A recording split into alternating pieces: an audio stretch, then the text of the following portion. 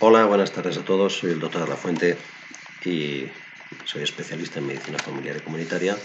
No soy experto en virología ni en enfermedades infecciosas, pero reconozco que esto me obsesiona, pues más últimamente que estamos asistiendo pues a la pandemia mundial por el COVID-19. Quería comentar, pues bueno, basándome o leer más que comentar los puntos principales del Up to Date, que es una publicación, en este caso el artículo lo escribe el doctor Kenneth McIntosh y está actualizado el 24 de abril de 2020. Esto viene a ser como la Biblia de la medicina interna y de los casos clínicos y de, bueno, prácticamente todas las especialidades. Y esta, bueno, pues es una base de datos enorme, es igual que el Cochrane, es igual que pues puede ser el New England Journal of Medicine, los artículos del Lancet, cualquiera de estas revistas científicas que son de gran fiabilidad. Sobre todo esta que está actualizada prácticamente al minuto, podríamos decir, o al día. En cuanto a qué decir sobre el coronavirus que ya no sepa la gran mayoría de la gente, voy a repasar lo más importante y voy a empezar hablando de la epidemiología y la virología. En un siguiente vídeo hablaré de las características clínicas, diagnóstico y prevención. Bueno, pues como resumen podemos decir que a finales de 2019 apareció un brote de coronavirus, un nuevo coronavirus que producía neumonía en la ciudad china de Wuhan. Posteriormente se extendió y se ha convertido en una pandemia mundial, cosa que todo el mundo sabe. No estoy descubriendo América. La posibilidad de COVID-19 debe considerarse siempre en pacientes con fiebre o síntomas del tracto respiratorio que hayan viajado, que hayan estado en contacto, que hayan viajado a China o que hayan estado en contacto con pacientes que lo hayan padecido, que lo tengan o que sean sospechosos de tenerlo. Y los médicos también deben considerar la posibilidad en pacientes con enfermedad respiratoria grave en los que no se identifica otra causa, es decir, por eliminación. Hay diagnósticos que, bueno, pues que quizá las estadísticas que están saliendo podamos decir, bueno, pues todos estos datos que nos están dando en televisión, la OMS, etcétera, ¿son ciertos 100%? Pues la verdad es que no lo sabemos. Desconocemos los datos reales de China, desconocemos los datos reales de España, no se han hecho autopsias, es complicado, es doloroso para las familias, arrojaría mucha luz sobre el mecanismo por el cual este germen, este RNA virus, que casi no es ni un ser vivo, es nada, es un RNA virus. Bueno, pues ¿cómo es posible que mate a una persona? Bueno, pues podríamos saber, aparte de lo que ya hemos supuesto, pues que produce una tormenta de citoquinas, produce una reacción inflamatoria tremenda con reacción con liberación de macrófagos, liberación de interleuquina 6, un síndrome parecido al de antifosfolípidos, con alteraciones del dímero D, alteraciones de la coagulación, trombos, bueno, complicaciones respiratorias tipo neumonía, etcétera. Bueno, pues podríamos saber muchas más cosas. El manejo de estos pacientes pues realmente es dar medidas terapéuticas y control de infecciones. Más adelante hablaré de ello. Eh, Podríamos decir además que, a modo de introducción, los coronavirus son importantes patógenos tanto humanos como animales. A finales del 2019 se identificó este coronavirus en Wuhan, en la provincia china de Hubei, donde no he estado nunca, y en febrero de 2020 la Organización Mundial de la Salud designó la enfermedad como COVID-19, que significa ya enfermedad por coronavirus 2019. El virus que causa el COVID-19 se denomina coronavirus 2 del síndrome respiratorio agudo severo, es decir, SARS-CoV-2. Antes se denominaba 2019 nCoV, pero ahora se ha dado en llamar pues SARS por el síndrome respiratorio agudo severo, CoV-2 porque es muy parecido al anterior SARS. La comprensión del COVID-19 está evolucionando cada día, vemos cosas nuevas, cada día aprendemos cosas nuevas de este virus. Es interesante conocer al enemigo para saber cómo atajarlo y cómo evitar bueno, pues que siga matando gente, a personas, sobre todo a los más débiles, a las personas pues con la gente mayor, personas con inmunodeficiencias o personas con cualquier otro tipo de problemas susceptibles pues a agravarse en caso de contraer esta infección. Este tema lo que vamos a discutir es virología y epidemiología. Ya hablaremos de las características clínicas, del diagnóstico, de la prevención y el tratamiento. Luego hay otros temas colaterales como son el embarazo, los niños, el cáncer, la enfermedad renal y la hipertensión, que también trataremos más adelante. En la epidemiología, ¿qué podemos decir? Pues que la distribución geográfica a nivel mundial pues, ha llegado a probablemente más de 2 millones ya de casos confirmados de coronavirus. Desde los primeros informes de casos en Wuhan, la provincia china de Hubei, a finales de 2019, se calcula que hay más de 80.000 casos y puede pues, que esta cifra ahora mismo se haya quedado obsoleta, se haya quedado desfasada. La epidemia en China alcanzó un punto máximo en enero y principios de febrero de 2020 y parece que ha disminuido sustancialmente a principios del mes de marzo. Esto es esperanzador. Se han reportado casos en todos los continentes excepto en la Antártida. En los Estados Unidos el COVID-19 ha sido reportado en los 50 estados, por supuesto, y bueno, pues en el Up to Date, esta publicación que, bueno, pues que digo que es la que estoy releyendo o resumiendo, prácticamente pues es la más leída en Estados Unidos, por eso se refieren tanto pues constantemente a la afectación que produce en aquel país. La virología, pues la secuenciación del genoma completo y el análisis filogénico indicaron que el coronavirus que causa COVID-19 es un beta-coronavirus, es decir, del mismo subgénero que el virus del síndrome respiratorio agudo severo, el SARS, así como varios coronavirus de murciélago. Esto ha dado lugar a discusiones y controversias. La estructura de la región del gen que se une al receptor es muy similar a la del coronavirus SARS, es decir, que se une el virus, utiliza el mismo receptor que es la enzima conversora de angiotensina, el EK2 o el AC2 en inglés, para la entrada celular, entra dentro de la célula, utiliza la maquinaria celular de esa célula para replicarse y salen multitud de virus que van a otros endotelios o que van a buscar otros órganos donde seguir reproduciéndose hasta, si no se controla, pues matar a la persona. El virus que comentábamos, el SARS, el síndrome respiratorio en Medio Oriente, es otro beta coronavirus bastante relacionado. Entonces, los virólogos, el grupo de estudios de coronavirus del Comité Internacional de Taxonomía del Virus, que son los grandes expertos, quieren que a este virus COVID-19 se le designe como coronavirus 2 del síndrome respiratorio agudo severo.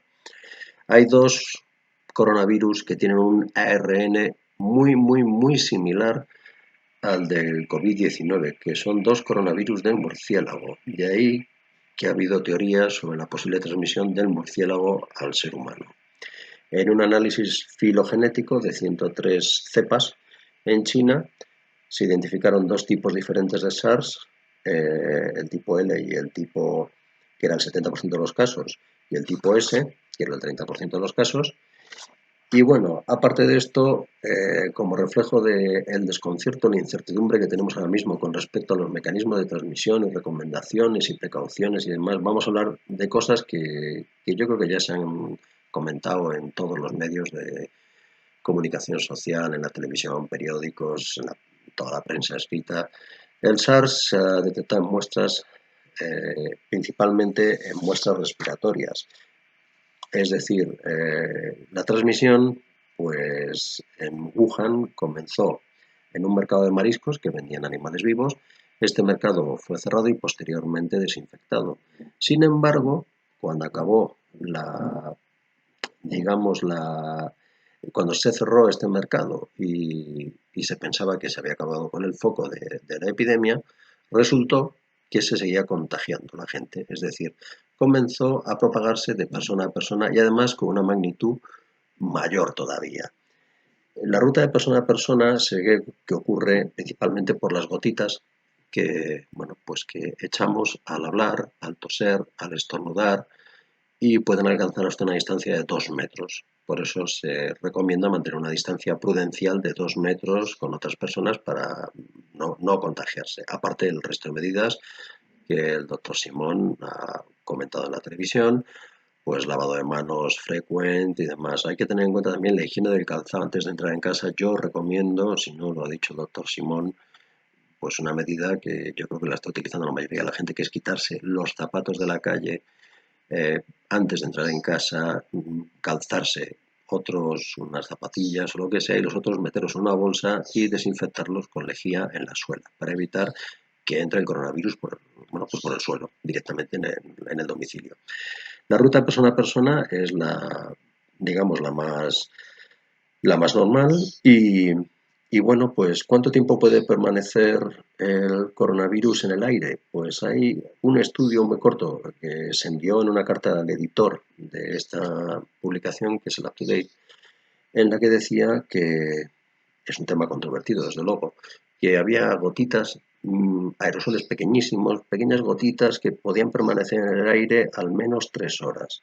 Esto la verdad es que no se ha visto tan claro en el resto de estudios. Lo que es cierto es que se han identificado ARN viral en sistemas de ventilación en muestras de aire de habitaciones de pacientes con el COVID-19. Es decir, que sí que anda por los conductos del aire y pegándose a esas superficies. Y es un riesgo, desde luego. Como reflejo de la incertidumbre actual, pues como decía, pues las recomendaciones sobre precauciones acerca del manejo de esta posible estabilidad en el aire o no, pues las recomendaciones varían mucho de un país a otro. Pero yo creo que en general, en líneas generales, estamos haciendo lo mismo en casi todos los sitios. El SARS-CoV-2, o sea, a partir de ahora COVID-19, se ha detectado en muestras no respiratorias incluidas las heces, la sangre y las secreciones oculares. Es raro la transmisión vía fecal-oral. Tienen que ser unas condiciones de higiene bastante precarias en lugares pues que no me imagino. En lugares, hombre, a ver, hay sitios muy pobres, desde luego, en el planeta, por desgracia. Ahí sí puede ser posible, pero desde luego en nuestro medio habitual no es lo más frecuente. Y bueno, la detección de ARN en la sangre también ha hecho suponer la hipótesis de que se podía transmitir vía sanguínea por punción de plasma, por una inyección intravenosa o por cualquier mecanismo de este tipo. Ningún virus respiratorio se transmite por esta vía, por la vía sanguínea. Es decir, esto es prácticamente imposible. Queda completamente descartado. De todas formas, bueno, pues hay gente que defiende esta postura, algunos autores. El tiempo que permanece una persona infectada, es decir, el tiempo que permanece como infecciosa o sospechosa de contagiar, pues es variable. Depende de la gravedad del paciente. Cuanto más leve, menos capacidad de contagio. Cuanto más grave está el paciente, más capacidad de contagio tiene y más tiempo dura esta capacidad. Es decir, se ha sacado un estudio con una mediana, no una media, sino una mediana estadística de la duración del desprendimiento del ARN viral de las muestras nasofaringeas u orofaringeas, y ha habido una variabilidad de 24 días, la más corta, y la más larga de 42 días.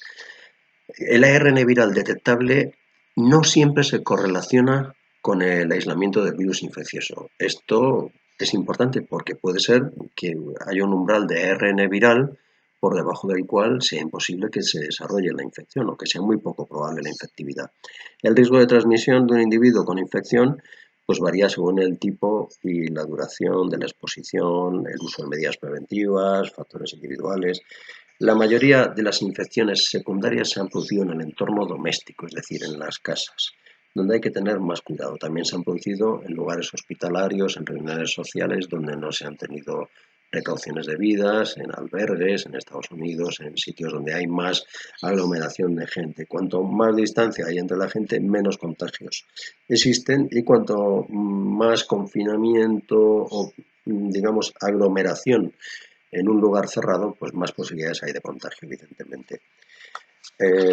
Aparte de esto, ya hemos hablado del periodo de infectividad. Bueno, pues utilizar como medida de higiene el dicloro isocianurato de sodio. Cabe destacar además que la detección de ARN viral, lo vuelvo a repetir, no indica necesariamente la presencia de virus infeccioso. Se desconoce cuánto tiempo puede persistir el SARS en las superficies. No se tiene una idea clara.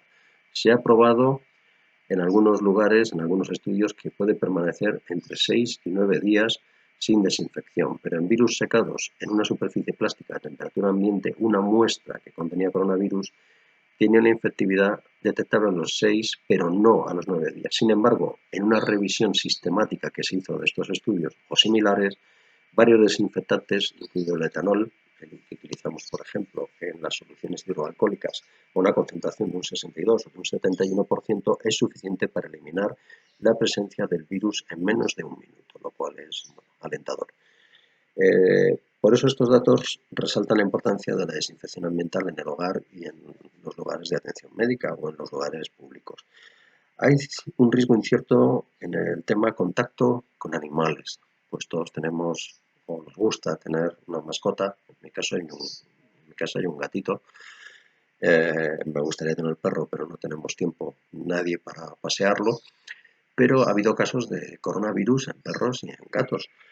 Esto se ha demostrado pues también con pruebas. El contacto pues cercano a un humano pues se puede contagiar un animal de compañía de este tipo, una mascota, y la replicación viral pues, pues puede ser exactamente igual. Es decir, que aunque sean en general menos susceptibles a la infección que en experimentos que se han hecho, por ejemplo, con monos, eh, a los que se les ha administrado el virus directamente, pues siempre hay un riesgo de contagio.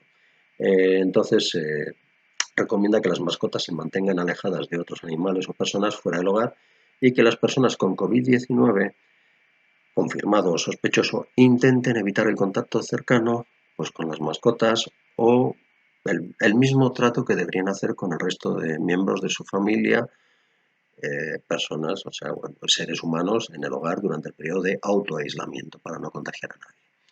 La inmunidad y el riesgo de reinfección. Bueno, pues sabemos que se producen anticuerpos contra el virus en las personas infectadas. La evidencia preliminar sugiere que algunos de estos anticuerpos son protectores, pero todavía es una hipótesis porque llevamos poco tiempo con estos estudios clínicos. Se desconoce si todos los pacientes infectados tienen una respuesta inmune protectora. Tampoco es un dato conocido. Se ha visto una serie de casos que evaluaba plasma convaleciente para el tratamiento de COVID-19 e identificó una actividad neutralizante en plasma de pacientes recuperados que parecían transferirse a receptores después de la infusión de plasma, es decir, se utilizaba el plasma con los anticuerpos generados por personas que habían superado la enfermedad y estos anticuerpos se inyectaban y parecía pues que ayudaban a la inmunidad, a la inmunología de estas personas. Tampoco queda claro porque el estudio, pues el número de pacientes era 23 pacientes, o sea, una cifra baja, y bueno, pues los títulos de anticuerpos ELISA y demás, pues tampoco ha quedado claro. Está pendiente de contrastar con estudios gemelos, desde luego. Se informó que los monos, los macacus rhesus, que siempre se utilizan a los pobres en este tipo de experimentos, no desarrollaron reinfección después de esto, después de ponerles el plasma. Algunos estudios han informado pruebas positivas de PCR, reacción de polimerasa, de transcriptasa inversa del virus, para SARS-CoV-2 en pacientes con COVID-19 confirmado en laboratorio después de una mejoría clínica y de 2 resultados negativos. Y de pronto aparece un tercer resultado positivo. Sin embargo, estos pacientes no asociaron un empeoramiento de los síntomas ni se puede decir que hayan sido eh, reinfectados. Es decir, no reflejan reinfección, que haya un tercer, o sea, 2 PCRs negativas y una tercera PCR positiva. Entonces, ¿qué es lo más importante? La respuesta inmune protectora mediante una detección serológica. Con una detección serológica sabremos qué anticuerpos desarrollamos, en qué cantidad, cuáles son los anticuerpos que más nos protegen y será la herramienta más importante pues, para comprender la inmunidad de la población, distinguir qué personas son más susceptibles de infectarse y cuáles tienen menos riesgo de reinfección. Y bueno, pues esperemos que esto haya quedado claro. No sé si al leer una publicación médica y al ir un poco rápido, pues he generado dudas. Cualquier persona que le haya quedado dudas o que le haya parecido un vídeo lamentable, pues me lo puedo decir perfectamente, que ya saben que yo no me enfado. Bueno, el siguiente que intentaré hacer pues será las características clínicas, diagnóstico y prevención. Y luego también intentaré hacer uno en el que se comparan los ensayos clínicos que se están haciendo con antirretrovirales. Este es un poco más complicado, pero se ve muy bien con una gráfica. Intentaré colgarlo lo más pronto posible. Bueno, pues cuídense y no se me pongan malitos y sobre todo la gente mayor tome las medidas de precaución y un abrazo a todos, que descansen, buen fin de semana.